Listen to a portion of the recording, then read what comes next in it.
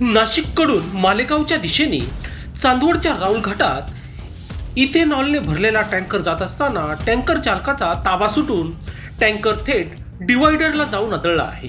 भरधाव वेगाने टँकर डिवायडरला आदळल्याने टँकरमधून ज्वलनशील पदार्थ इथेनॉल रस्त्यावरती सांडले असून चांदवड घाटातील दोन्ही बाजूची वाहतूक ठप्प झाली असून वाहनाच्या लांबच लांब रांगा लागल्या आले दिसले आहे.